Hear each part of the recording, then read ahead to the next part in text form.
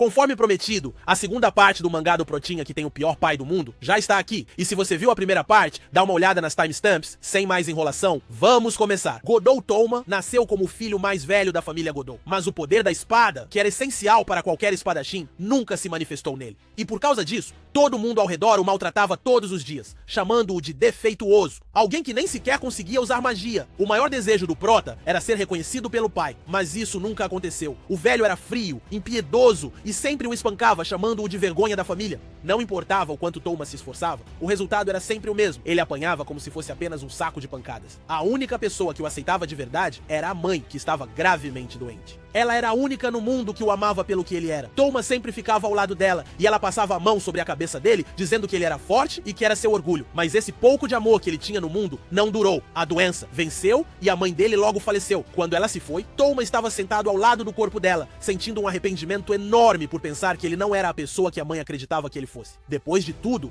Touma foi para o salão de treinamento. Tudo o que conseguia fazer era praticar os movimentos básicos com a espada, e ele nem sabia mais há quantos anos fazia isso. Mas o salão era o único lugar onde conseguia deixar sua mente em paz. Passado um tempo de treino, Touma sentiu fome. Mas na família Godou, fracassados não recebiam refeições. Para se sustentar, Touma tinha que comer umas pílulas de ração chamadas Higher Rowan, que tinham todos os nutrientes necessários, mas um gosto horrível. Mas como ele as tomava todos os dias, ele já nem sentia mais o gosto. De repente, o irmão mais novo do Prota, Shando Touji, entra no salão e chama a atenção dele dizendo que Touma era um fracassado e que não poderia estar no salão de treinamento sem permissão.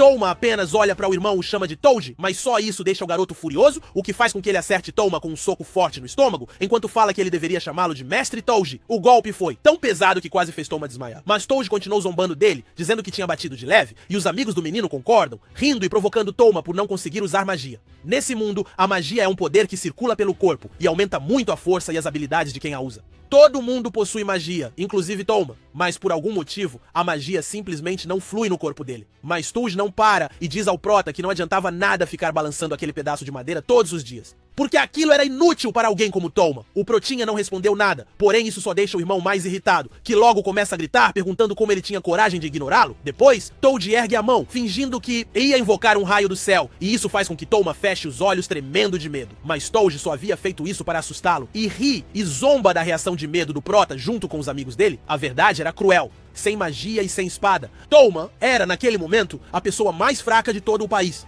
Aceitando sua fraqueza, Touma se levantou, disse que sentia muito se tinha ofendido Touji e falou que sairia do salão. Mas quando estava indo embora, Touji o parou e afirmou que mostraria a ele do que era realmente capaz. E nesse momento todo, o corpo de Touji começou a brilhar como se estivesse pegando fogo. Naquele país, cada espadachim tinha um poder único, e isso era o que realmente importava na Terra do Sol. E para mostrar seu poder, Touji avançou em direção ao Protinha, usando sua técnica chamada Young Tigre em chamas, parando com sua espada a poucos centímetros do pescoço de Touma. Com um sorriso de superioridade, ele diz a Touma que aquela era a sua espada da vida, que tinha o poder de queimar qualquer coisa que cortasse. Depois disso, Touji solta uma risada debochada e zomba que o irmão sequer tinha uma espada da vida para invocar. A verdade é que Touma também desejava ter esse poder, mas por mais que quisesse, ele simplesmente não conseguia alcançá-lo. Aos 3, 5 e 7 anos de idade, o rei imperial concedia a todos a oportunidade de despertar a própria espada da vida, num ritual conhecido como Eleição Real das Bênçãos. Qualquer pessoa da Terra do Sol podia participar,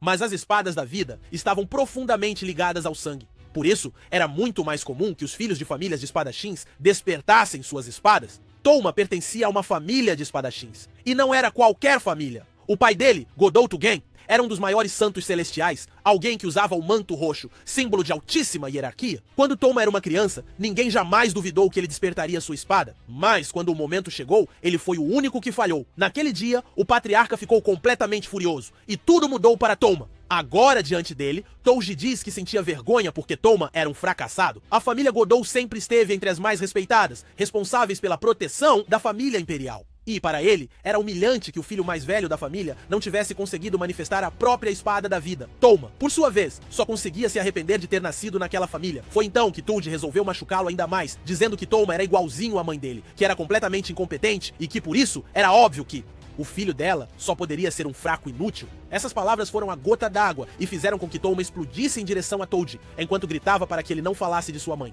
Mas, por mais irritado que Touma estivesse, ele não era páreo para Toji, que facilmente se desviou do irmão.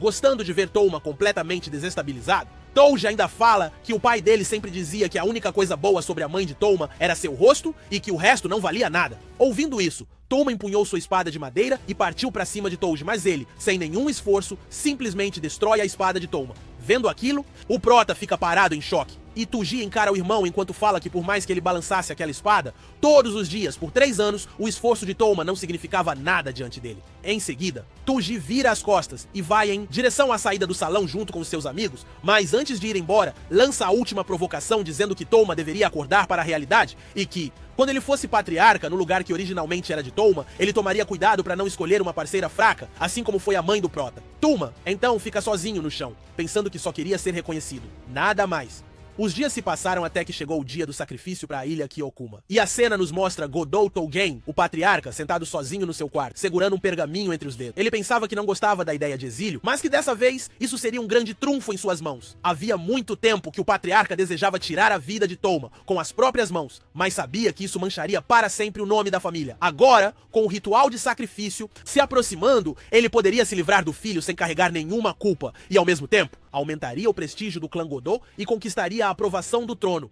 Com um sorriso frio e maníaco em seu rosto, ele só conseguia se sentir satisfeito pensando que o sacrifício de Touma permitiria que ele realizasse outros planos que tinha. Pouco depois, os guardas imperiais chegaram à residência. Touma, que estava no pátio da casa engolindo suas pílulas de ração, ergueu os olhos ao ouvir os passos pesados se aproximando. Vendo ele, os guardas perguntaram se ele era Touma e o Protinha confirmou e perguntou se eles precisavam dele pra alguma coisa. Os guardas apenas disseram que ele estava preso e fizeram com que ele perdesse a consciência com um golpe no seu pescoço. Quando recobrou os sentidos, Touma se viu cercado por homens trajando mantos nobres. Seus olhos demoraram alguns instantes para focar, mas logo percebeu que estava ajoelhado diante do governante supremo da Terra do Sol. Naquele momento, compreendeu o motivo de estar ali. O rei declarou que Touma seria o escolhido para a oferenda deste ciclo, e o prota tentou resistir chamando por seu pai, mas seus esforços foram inúteis, pois os guardas o imobilizaram com facilidade. Em seguida, Godou Tougen se aproximou e confirmou a decisão diante do rei, revelando que era ele próprio quem oferecia o filho para o sacrifício. Ao ouvir essas palavras, a esperança que Touma tinha de que o pai o ajudasse sumiu completamente. Touma não conseguia acreditar que estava sendo traído pelo seu próprio pai, e dentro da sua mente havia uma mistura de confusão e uma dor profunda. Ele tentou resistir mais uma vez, porém dos guardas o atingiu na cabeça, deixando-o atordoado e quase inconsciente. Então, o rei explicou que, originalmente, o ritual existia para apaziguar os espíritos vingativos que habitavam a ilha Kyokuma. Por esse motivo, sempre era enviado sangue fresco em forma de oferenda. Antes, apenas criminosos eram escolhidos, pois todos os súditos eram considerados leais, mas os desastres recentes exigiam um sacrifício mais significativo. Foi por isso que Touma fora selecionado. Depois disso, os guardas iniciaram os preparativos. 2 deles seguraram os braços de Touma, com força suficiente para que ele mal conseguisse respirar, e o outro se aproximou trazendo um ferro em brasa. E, sem aviso, marcaram o peito do prota com o metal incandescente. O cheiro de carne queimada tomou o ar, enquanto Touma soltava um grito que rapidamente se transformou em um gemido fraco, porque a dor era insuportável. No momento seguinte, falando com o patriarca, o rei expressou satisfação com a decisão de Godou Tougen.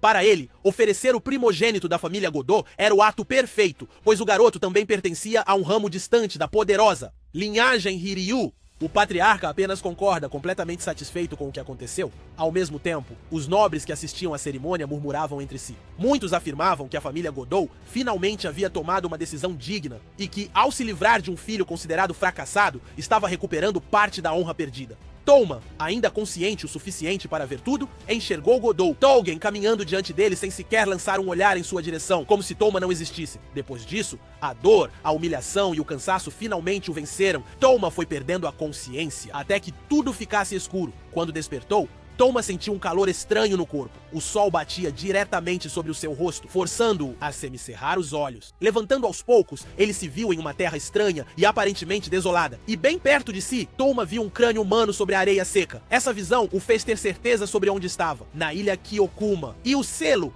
Marcado profundamente na sua pele era o selo do declínio, a prova de que ele fora oficialmente oferecido como sacrifício. Pensando na sua situação, Touma lembrou que desde criança ouvia as histórias sobre a ilha Kyokuma. Muito tempo atrás, o primeiro imperador do País do Sol, o grande homem que fundou a nação, havia enfrentado e derrotado ali um poderoso demônio que ameaçava todo o território. Mas após a derrota, o demônio se transformou em um espírito vingativo, tomado pelo ódio, e começou a espalhar desastres, má sorte e tragédias por todo o país. Para conter esses infortúnios, nasceu um ritual sagrado. A cada 10 anos, uma pessoa é escolhida como oferenda e enviada para a ilha Kyokuma, que se acredita ser o local onde o demônio foi selado. O sacrifício serviria para acalmar a fúria da criatura e proteger a nação de sua vingança. E agora, ele era o sacrifício. Touma sempre acreditou, mesmo nos seus momentos mais sombrios, que por mais que fosse maltratado e rejeitado, sua família jamais o abandonaria de verdade. Tinha fé de que um dia eles reconheceriam seu valor, aceitariam sua existência e finalmente o olhariam como parte do clã. No fundo do coração, ele carregava a esperança de que as coisas mudariam. Mas agora, estando naquela ilha amaldiçoada, com o selo gravado no peito, ele pensa que tudo aquilo não passava de sonhos tolos e um grito profundo explode de dentro dele, carregado de tristeza, raiva e desespero. As lágrimas simplesmente escorriam enquanto ele sente que foi demais acreditar que alguém poderia amá-lo ou aceitá-lo. Nisso, enquanto ele se afunda nesses pensamentos, criaturas estranhas surgem ao redor. Elas são deformadas com formas retorcidas e olhos que brilham no escuro. Eram demônios, assim como descreviam nas lendas. No entanto, Touma não sentiu medo. Um sorriso vazio e quebrado surgiu em seu rosto, como se aceitasse o destino. Sem esperar, os monstros avançaram em direção a ele e Touma não se moveu, não recuou, não se defendeu. Apenas esperou. Ele estava pronto para receber a morte de braços abertos. Mas quando as criaturas estão prestes a alcançá-lo, um relâmpago de memória atravessou a mente de Touma e ele vê o rosto gentil de sua mãe, a única pessoa que algum dia o olhou com carinho. Na visão, ela chorava e pedia desculpas, lamentando por tê-lo trazido ao mundo com um corpo tão frágil e uma vida tão difícil. E nesse momento, algo se acende dentro dele. Touma sente uma força estranha e uma determinação que nunca havia experimentado. Ele recorda a promessa silenciosa de que não importa o que aconteça, ele continuaria vivo. Por isso, decidido a lutar pela própria vida e honrar o orgulho que a mãe sentia dele, Touma pegou um pedaço de madeira que estava no chão e se colocou em posição de combate, enquanto as criaturas avançavam com tudo em sua direção. Usando toda a sua força e transformando a dor e a raiva em combustível, o Prota até conseguiu se defender por um tempo, atingindo alguns dos monstros, mas de repente, uma das criaturas o atacou por trás, se agarrando com força ao corpo dele. E antes que pudesse reagir, o demônio cravou os dentes em seu ombro, arrancando um pedaço da sua carne. Uma dor absurda tomou conta de todo o corpo do Prota. Ele sentia o sangue escorrer enquanto tentava resistir, mas logo as outras criaturas também avançaram e se jogaram sobre ele, agarrando cada um dos seus membros. Touma se esforçava ao máximo, mas eles eram muito mais fortes. Por isso, não demorou para que as criaturas o derrubassem no chão e começassem a rasgar pedaços do seu corpo. Mesmo assim, e mesmo sabendo que, naquele estado, escapar era praticamente impossível, Touma não desistia. Com toda a vontade de viver, ele tentava se mover, tentava se levantar, mas a situação parecia ter somente um desfecho. Entretanto, no auge do desespero, algo aconteceu. Um ser poderoso e desconhecido surgiu no céu, brilhando como a própria luz, como um símbolo divino. Era um ancião, e ele observava a cena com um leve sorriso, como se tivesse encontrado algo raro. E de fato, ele via em Touma algo especial, uma força vital imensa, incomum, única. E para ajudá-lo, como um simples movimento do dedo, o ancião liberou uma onda de energia impressionante, e todas as criaturas ao redor do Prota foram destruídas instantaneamente, como se virassem poeira. Depois, o ancião desceu lentamente até o chão e se aproximou do corpo caído de Touma, que agora estava inconsciente. Ele olhou para o garoto, analisando cada detalhe, reparando na sua fragilidade e ao mesmo tempo reconhecendo a incrível determinação que havia nele. E ele murmurou para si mesmo, refletindo sobre o que deveria fazer com o Prota. Nisso, a história volta no tempo, para o momento em que aquele mesmo ancião estava levitando no céu quando avistou a ilha Kyokuma. A ilha chamou sua atenção porque ela possuía uma barreira muito poderosa e antiga, que parecia quase impenetrável. Mas após analisar a barreira com cuidado, ele percebeu que aquela barreira só permitia a entrada de uma linhagem de sangue específica, o que significava que a sua origem estava ligada a uma descendência única. Por essa curiosidade, ele pensou consigo que gostaria de investigar aquela ilha e descobrir o seu propósito. Entretanto, ele também havia percebido que o lugar estava cheio de criaturas perigosas. Por isso, estudar aquela barreira enquanto lidava com tantas criaturas seria arriscado. Foi então, enquanto refletia, algo na areia chamou sua atenção. Lá Touma estava lutando sozinho contra uma horda de criaturas, mesmo sem nenhuma chance de vencer. E impressionado pela força vital e pela vontade de viver daquele garoto, o ancião decidiu ajudá-lo.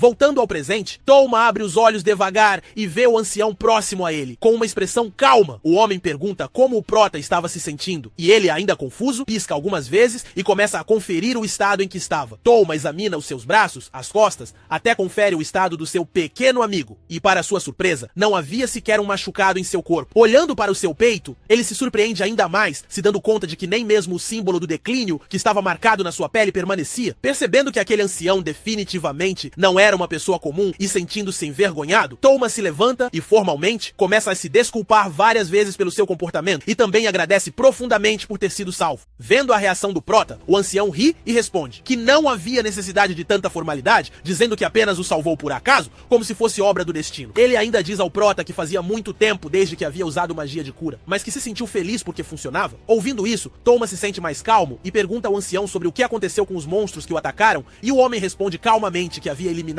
todos eles, o que deixa o prota completamente chocado. Com isso, Touma pensa consigo mesmo sobre os níveis de poder na Terra do Sol. Lá, a força de espadachins e demônios era dividida em 6 ranks. Um demônio, como um daqueles que o atacou, estava na 5ª posição, o rank branco, mas uma horda era classificada como rank vermelho ou azul, o 3º ou o 2º nível. Seu pai, Godou Tujen, estava na 1ª posição, o rank púrpura, e ninguém seria capaz de entrar na ilha Kyokuma por sua própria vontade sem ter alcançado pelo menos o rank púrpura. E estando no rank púrpura, a aura dessa pessoa emanaria uma energia impossível de conter. No entanto, a aura daquele ancião era quase imperceptível, e isso só poderia significar uma coisa: o ancião já tinha ultrapassado o rank púrpura e alcançado um estado ainda mais elevado do que esse. E ao se dar conta disso, Touma arregala os olhos, completamente perplexo, e pergunta com respeito ao ancião se ele era um semideus. O ancião sorri de novo, admirado que, apesar da pouca idade, o garoto sabia sobre semideuses, e então responde que sim, ele era um deles, o semideus Tenrin. O ancião explica a Touma que semideuses era o termo usado para se referir àqueles que, apesar de nascerem humanos, haviam pisado com um pé no plano divino. Eles viviam isolados nos seus respectivos domínios, afastados do mundo mortal, e sua mera existência era tão rara que a maioria das pessoas nunca poderia conhecer um deles. Então Touma, que ouviu tudo com admiração, reverencia Terin, dizendo que nunca imaginaria que um semideus salvaria alguém como ele. Terin ri da reação do prota e diz que semideuses são apenas um grupo de esquisitões. Depois, Terin fica mais sério e pergunta a Touma o que ele estava fazendo numa ilha como aquela, cheia de monstros perigosos. Touma diz que não era uma história muito interessante, mas como Terin desejava saber, ele contaria. Inicialmente, o prota pretendia narrar os fatos brevemente, mas assim que começa a contar, Touma desabafa profundamente sobre tudo o que havia acontecido e suas emoções tomam o controle, fazendo com que ele não consiga controlar suas lágrimas. Depois, sem jeito, Touma pede desculpas por contar uma história tão longa, mas o semideus diz que estava tudo bem e comenta que agora entendia porque o selo do declínio estava gravado no peito do prota. Sobre o selo, Terin explica a Touma que ele era uma técnica cruel, projetada não somente para monitorar o seu portador, mas principalmente para garantir que ele nunca sobrevivesse. Não importa o quão forte ou determinado ele fosse, era um símbolo para garantir uma morte certa. A história do menino era tão triste que quanto mais Terin pensava sobre isso, mais ele percebia o quanto a vida do prota havia sido miserável e injusta. E depois de refletir, Terin pergunta a Touma o que ele desejava fazer a partir daquele momento, dizendo que caso ele desejasse voltar ao seu clã, ele poderia ajudá-lo. Touma abaixa os seus olhos e com a voz triste responde que mesmo se ele voltasse, não haveria mais lugar para ele em sua casa e que com certeza ele seria tratado ainda pior. Também diz que com um corpo que não conseguia usar magia como o dele, as coisas não mudariam, não importava aonde ele estivesse. Ouvindo isso, Terin se aproxima de Touma, olhando direto nos seus olhos e gentilmente pergunta o que o prota realmente queria fazer, e não aquilo que os outros esperavam que ele fizesse. Touma se sente confuso por um momento, mas depois um vislumbre de esperança surge em seus olhos e ele responde que, mais do que tudo, ele deseja viver e que gostaria de fazer a sua mãe orgulhosa, não importa onde ela estivesse. Terin sorri e levanta a sua mão,